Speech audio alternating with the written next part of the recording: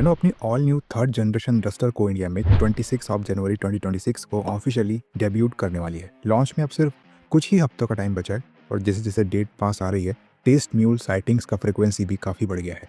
Latest spy shots में duster के LED DRLs के डिज़ाइन और कुछ इंपॉर्टेंट बॉडी पैनल्स क्लियरली नजर आए हैं। इन फ्रेश इमेजेस में डस्टर को हेवी कैमोफ्लाज के साथ देखा गया है।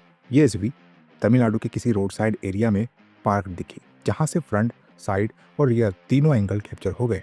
कैमोफ्लाज के बावजूद गाड़ी का ओवरऑल स्टांस, मस्कुलर सिलहुड और बॉक्सी एसवी कैरेक्टर काफी हद तक क्लियर है। डिजाइन लैंग्वेज देखकर ये कहना गलत नहीं होगा कि इंडिया स्पेक डस्टर का बेसिक शेप ग्लोबल मॉडल से काफी सिमिलर होगा, जो ऑलरेडी इंटरनेशनल मार्केट्स में ऑन सेल है। रेनो के प्रीवियस ऑफिशियल टीजर्स पहले ही कंफर्म कर चुके हैं कि इंडिया स्पेक डस्टर में कुछ नोटिसेबल डिजाइन चेंजेस होंगे ताकि लोकल बायर टेस्ट और रोड कंडीशन को बेटर सूट किया जा सके। सबसे बड़ा visual difference front lighting setup में देखने को मिलेगा।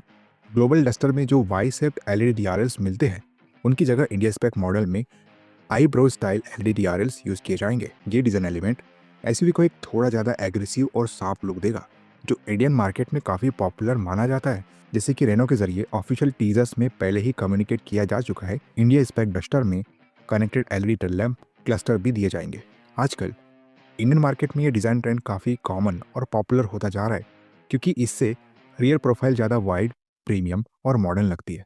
इंटरेस्टिंगली, ग्लोबल स्पेक डस्टर में ये कनेक्टेड टेल लैंप सेटअप नहीं मिलता, जो क्लियरली बताता है कि रेनो ने इंडिया के लिए अलग स्टाइलिंग अप्रोच एडॉप्ट की है।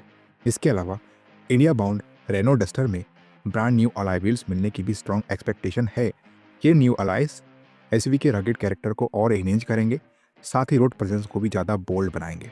अगर डीआरएल डिज़ाइन की बात करें तो प्रीवियस स्पाई शॉट्स में ये डिटेल प्रॉपरली रिवील नहीं हो पाई थी, लेकिन अब जो लेटेस्ट इमेजेस सामने आई है उनमें eyebrow style LED DRLs clearly visible है। ये लाइटिंग सिग्नेचर फ्रंट प्रोफाइल को एक डिस्टिंक्ट आइडेंटिटी देती है, जो ग्लोबल वर्जन से इसे ईजिली डिफरेंशिएट करेगी।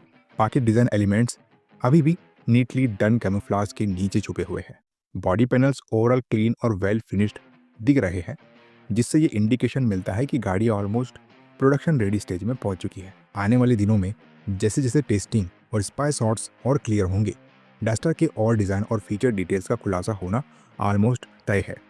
Upcoming third generation Renault Duster का फ्रंट फेशिया काफ़ी बोल्ड और एग्रेसिव होने वाला है। Tweaked eyebrow style LED DRLs के साथ साथ इसमें नया ग्रिल सेक्शन भी दिया जाएगा, जो एसवी को ज़्यादा स्ट्रॉन्ग रोड प्रेजेंस देगा। फ्रंट और रियर दोनों तरफ चंकी मस्कुलर बम्पर्स मिलने की उम्मीद है, जो डस्टर के रगेड डीएनए को और हाईलाइट करेंगे। इसके अलावा गाड़ी में न्यू अलॉय व्हील्स भी होंगे, जो रिपोर्ट्स के हिसाब से 17 इंच के हो सकते हैं। रियर सेक्शन की बात करें तो connected LED tail lamp units को ज्वाइन करने वाली एलईडी स्ट्रिप अभी कैमोफ्लाज के नीचे छुपी हुई नजर आ रही है। टेलगेट का डिज़ाइन देखकर लगता है कि ये प्रीवियस जनरेशन डस्टर का ही इवॉल्व वर्जन होगा, मतलब फैमिलियर भी और थोड़ा ज़्यादा मॉडर्न भी। अभी तक रेनो ने इंडिया स्पेक डस्टर के इंटीरियर्स ऑफिशियली रिवील नहीं किया है, लेकिन एक्सपेक्टेशन काफ़ी हाई है। कैबिन में modern layout, premium colour themes और फीचर रिच डैशबोर्ड डिज़ाइन मिलने की स्ट्रॉन्ग पॉसिबिलिटी है। इंटीरियर में सॉफ्ट टच ट्रिम्स और हाई क्वालिटी सर्फेसेस का ज़्यादा यूज़ होगा, जो ओवरऑल फील को काफ़ी अप मार्केट बनाता है। एक और इंटरेस्टिंग पॉइंट यह है कि ग्लोबल डस्टर के कंपैरिजन में इंडियन वर्जन ज़्यादा फीचर लोडेड हो सकता है। रेनो इंडिया ने पैनोरामिक सनरूफ देने पर सीरियसली कंसिडर किया है, जो ग्लोबल मार्केट में अवेलेबल नहीं है। फीचर लिस्ट में 10.1 inch touch screen infotainment system expected है, जिसमें wireless Android auto enable CarPlay support मिलेगा।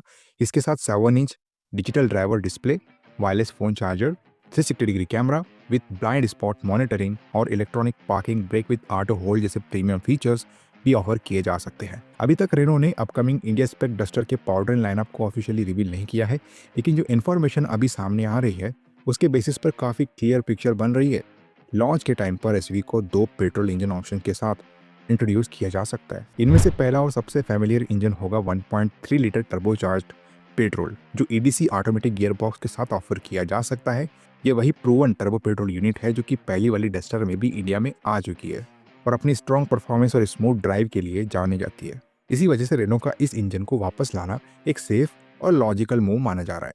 दूसरा engine option 1.2 litre mild hybrid turbo petrol engine हो सकता है। ये इंजन बेटर फ्यूल एफिशिएंसी और लोअर इमिशंस के लिए डेवलप किया जा रहा है, जो आज के स्ट्रिक्टर नॉर्म्स और कस्टमर एक्सपेक्टेशन को ध्यान में रखकर काफ़ी रिलेवेंट चॉइस बन जाते हैं। कुछ रिपोर्ट्स तो ये भी सजेस्ट कर रही है कि रेनो लोअर वेरिएंट्स के लिए काइगर का 1 लीटर टर्बो पेट्रोल इंजन थोड़ा हायर स्टेट ऑफ ट्यून के साथ यूज़ करने का ऑप्शन एक्सप्लोर कर सकती है। बिजनेस पॉइंट ऑफ व्यू से देखा जाए तो ये काफ़ी सेंसिबल स्ट्रेटजी होगी, क्योंकि इससे एंट्री प्राइस कॉम्पिटिटिव रखी जा सकती है और ज़्यादा बायर्स को अट्रैक्ट किया जा सकता है। हाइब्रिड फ्रंट पर भी रेनो का प्लान ऑलरेडी सेट लग रहा है। कंपनी इंडिया लॉन्च के लगभग 1 साल बाद डस्टर का स्ट्रॉन्ग हाइब्रिड वर्जन इंट्रोड्यूस कर सकती है। ग्लोबल मार्केट में डस्टर एक 1.6 litre strong hybrid petrol engine के साथ अवेलेबल है। अब देखना इंटरेस्टिंग होगा कि रेनो एग्जैक्टली वही सेटअप इंडिया में लाती है या लोकल कंडीशन के हिसाब से कोई ट्विक करती है। रेनो डस्टर हमेशा से ही ब्रांड के लिए एक की प्रोडक्ट रही है और थर्ड जनरेशन मॉडल के साथ रेनो इंडिया अपना स्ट्रॉन्ग कमबैक करने की तैयारी में है। कंपनी के लिए एसवी काफ़ी स्ट्रेटेजिकली इंपॉर्टेंट है, इसलिए प्राइसिंग को लेकर भी काफ़ी सोच समझकर अप्रोच ली जा रही है। इंडस्ट्री एक्सपेक्टेशन के मुताबिक न्यू जनरेशन डस्टर की एक शोरूम प्राइसिंग 10 लाख से 20 लाख के बीच रह सकती है, जो इसे मिड साइज एसवी सेगमेंट में स्ट्रांगली कॉम्पिटिटिव बनाएगी।